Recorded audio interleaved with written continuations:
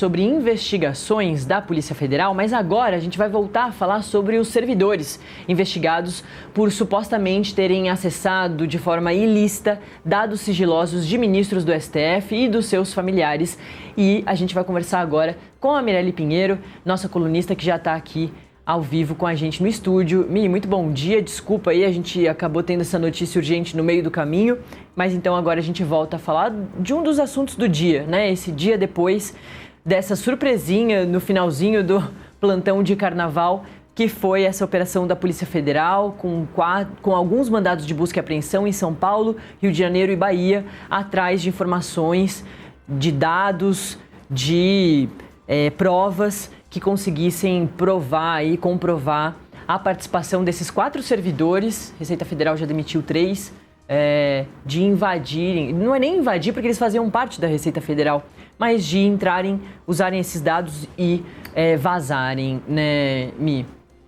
Bom dia, Nath. Bom dia a todos. Exatamente, a Polícia Federal, ela surpreendeu todo mundo aí em plena terça-feira de carnaval, logo cedo, cumprindo esses mandados importantes, né, para uma investigação que ela corre ali no âmbito do inquérito das fake news. É um inquérito que tramita no STF ali desde 2019 e que até hoje também tá com sigilo ali, um sigilo bem elevado. A gente até não consegue ter muito acesso às informações dessa investigação, mas o que nós temos é o que foi divulgado pelo próprio STF, que inclusive divulgou os nomes desses servidores.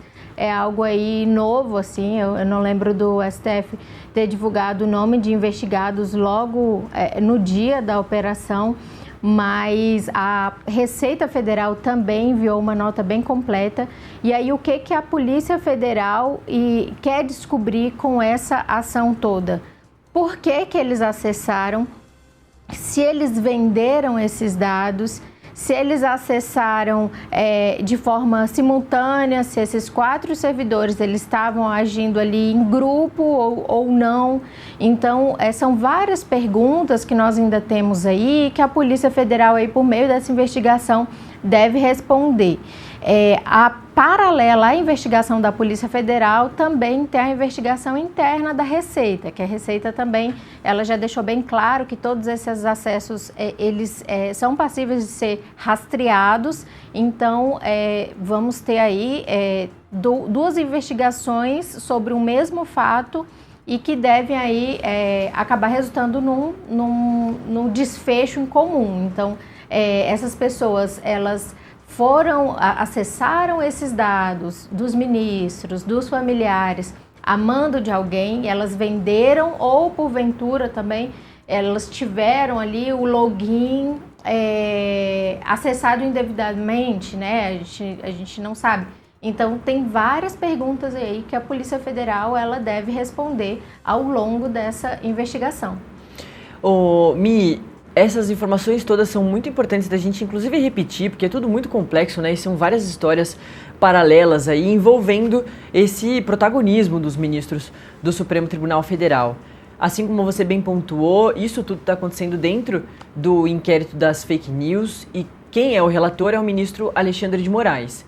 E ontem ele faz essa determinação para a Polícia Federal ir às ruas, né, para cumprir esses mandados de busca e apreensão, mas a partir de um pedido da Procuradoria-Geral da República, né? Não é uma situação espontânea ali do próprio ministro ou do próprio Supremo. Apesar de esses dados serem relacionados a exatamente a mulher do ministro Alexandre de Moraes e também ao filho de um dos ministros, assim como a Andresa Matais trouxe esses últimos dias pra gente aí. Logo depois veio a história da operação. E também muitas perguntas chegam aqui no chat de o ministro não quer que a mulher seja investigada.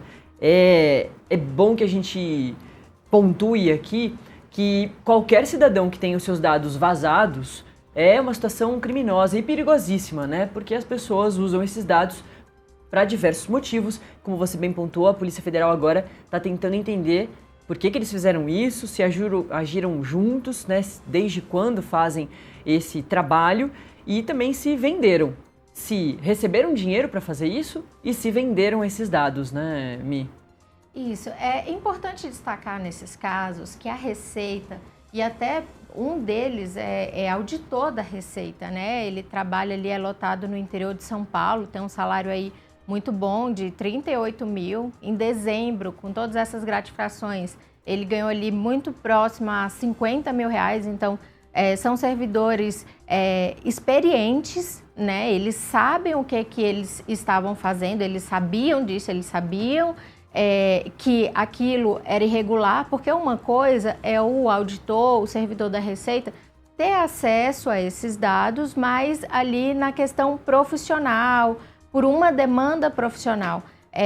Não é certo e é criminoso você acessar, aproveitar desse acesso que você tem ao sistema para fazer pesquisas esporádicas. Então, pesquisar autoridades, pesquisar até mesmo familiares, né? Então, isso é crime e é isso que a Polícia Federal está investigando, e a partir desse crime é possível que encontre outros, como a venda desses dados. Então, é algo que a Polícia Federal, ela, a partir dessas apreensões que foram realizadas ontem, a Polícia Federal ela vai começar a montar esse quebra-cabeça.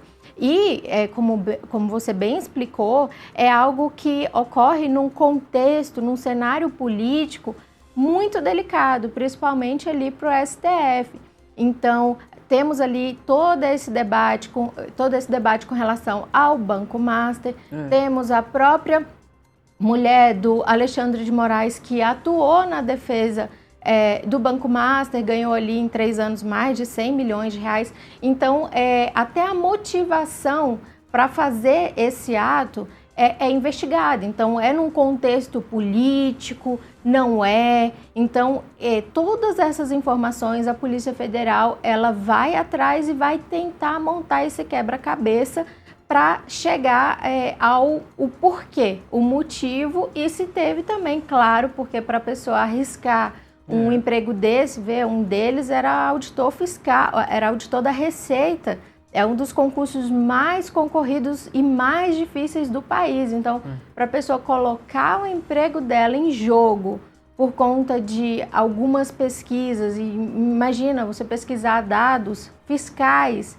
de ministros do Supremo, então assim, em troca de quê? Por que fez isso? E vale lembrar também que a Polícia Federal, no âmbito de suas investigações, ela pode pedir a quebra de sigilo bancário, sigilo fiscal, mas isso tudo é por ordem da Justiça. É diferente de um servidor da Receita acessar por conta própria e por motivações que a gente desconhece ali dados tão sensíveis, né, de autoridades, e não só de autoridades. Se eles tivessem acessado dados de cidadão comum, também seria crime. Então, mas como nós estamos nesse contexto político muito sensível, realmente levanta aí várias suspeitas, né? Principalmente de motivação política. Ô, Mi, você que entende tudo aí dessas investigações, desses linguajares, né, da Polícia Federal, Mirelle acompanha esse universo há bastante tempo como jornalista, apurando essas informações. Eu acho que é importante da gente reforçar essa parte final da sua fala, da sua resposta, que é sobre o tamanho de se quebrar o sigilo de alguém, né, de quebrar criptografia para conseguir ler as mensagens. Essa é das medidas mais drásticas, né, dentro de uma investigação. Afinal de contas, fazendo isso, a polícia vai descobrir um montão de coisa.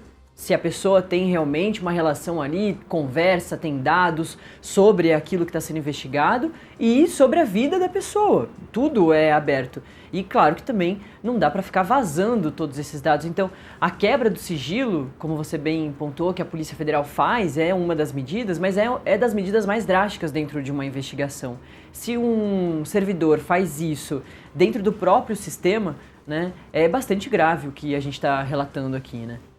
Isso é muito grave porque, assim, depois que a operação é deflagrada e tudo, nós podemos acompanhar, por exemplo, essa operação de ontem não teve prisão. Por quê? Porque no final, a prisão ela é a última instância. A polícia ela só pede a prisão quando não tem outro jeito, quando essa pessoa em liberdade, ela pode atrapalhar as investigações. Então, nós temos aí vários extremos em todas essas camadas aí da investigação policial. E no âmbito da parte preliminar de toda essa investigação, de fato, quando a polícia pede para a justiça e ela precisa justificar muito bem, e estamos falando da Polícia Federal, Polícia Civil também pode pedir esse acesso.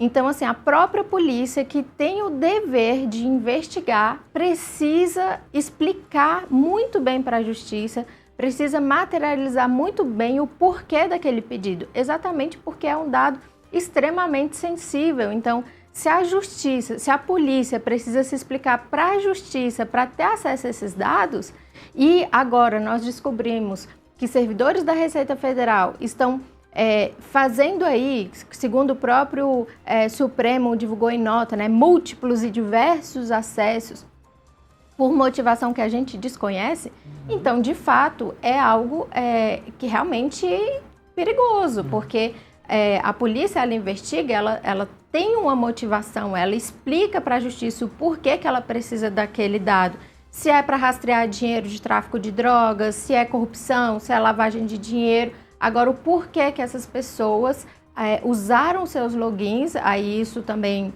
pode ser investigado, se elas usaram o próprio login, se outras pessoas acessaram indevidamente, mas aparentemente elas acessaram, segundo a própria Receita, porque a Receita já estava investigando. A Receita, inclusive, deixou muito claro isso, que antes dessa operação ocorrer ontem, o caso já era investigado internamente pela Receita. Então, é possível que essas pessoas elas realmente tenham acessado ali, tenham usado dessa entrada no sistema para procurar esses dados. Então, é algo que não é atribuição da Receita fazer nenhuma investigação criminal. A Receita, ela faz a sua apuração ali, mas também, assim como a polícia, para acessar aqueles dados precisa de uma justificativa, eu acredito que dentro da própria Receita também eles precisam de uma justificativa para acessar dados de terceiros. Então, é uma demanda ali do trabalho, não é? Isso tudo tem que ser justificado. E conforme a própria Receita, mais uma vez, explicou, foram acessos alheios ao trabalho. Não tinha nada a ver com o que eles estavam fazendo naquele momento. Então, de fato, digamos ali, uma investigação paralela. Por que esses servidores fizeram isso? O que eles fizeram com esses dados, né? É isso mesmo. E como você pontuou também, Mi, que acho que é um outro ponto importante da gente trazer de volta, é que a Receita, na nota de ontem, deixou muito claro que esses dados todos esses caminhos aí dos dados são rastreáveis, né, auditáveis. Reforçou muito isso na nota. Você também trouxe isso mais cedo, do quanto, assim, as pessoas vão ser descobertas, né? Quem estiver usando esses dados para outros fins, é fácil da Receita identificar quem são essas pessoas e tomar as providências, né? Exatamente. O crime, ele deixa rastro. Assim, não existe crime perfeito, ele deixa um rastro. Se tratando de um crime cometido em ambiente digital, assim, ele deixa muito rastro. Então, é inevitável. A Receita Federal, tanto a Receita Federal, por meio dessa investigação interna, quanto a Polícia Federal, que também está atuando aí, parece que já vinha atuando junto à Receita Federal nessa investigação também, mas agora aí com o inquérito, né?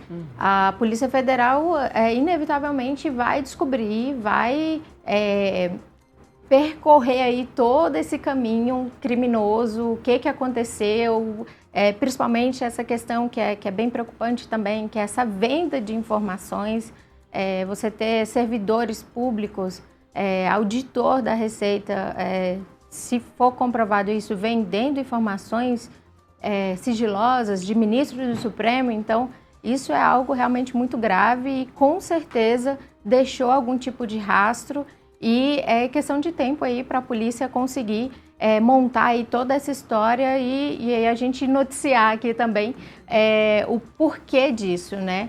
É isso mesmo. Mirelle Pinheiro com as informações completas desse dia seguinte aí, a história dos servidores. Mi, muito obrigada, viu? É sempre um prazer te ter aqui no Acorda Metrópolis. Obrigada. Bom, a gente vai sair um pouquinho desse assunto, mas daqui a pouco a gente volta, porque realmente é o grande assunto dessa quarta-feira de cinzas. O